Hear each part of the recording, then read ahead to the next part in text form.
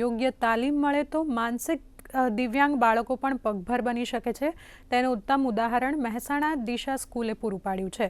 દિશા સ્કૂલના માનસિક દિવ્યાંગ બાળકોએ અત્યાર સુધીમાં રાષ્ટ્રીય તેમજ આંતરરાષ્ટ્રીય સ્તરે વિવિધ ગેમ્સમાં 13 જેટલા એવોર્ડ મેળવ્યા છે।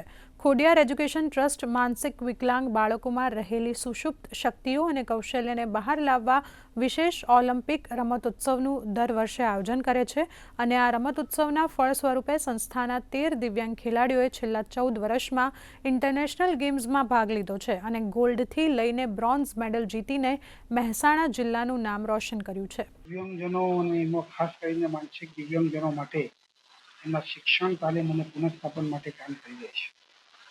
માનસિક દિવ્યાંગ બાળકો જેમનો આઈક્યુ 50%થી ઓછો હોય છે, આ બાળકોને સમાજમાં સમાનભેર જીવી શકે, તેમનામાં રહેલી શક્તિઓ વિકસાવીને એક સારા નાગરિક બનાવવા માટેની સંસ્થાની નેમ છે। સંસ્થાના પ્રયત્નોથી આ બાળકોને તાલીમ આપીને અને સ્પોર્ટ લેવલે એમને જિલ્લા કક્ષાએ, રાજ્ય કક્ષાએ, નેશનલ કક્ષાએ અને 13 જેટલા બાળકો ઇન્ટરનેશનલ કક્ષાએ જઈ અને ગૌરવ, જિલ્લાનું ગૌરવ અપાવ્યું છે, રાજ્યનું ગૌરવ અપાવ્યું છે।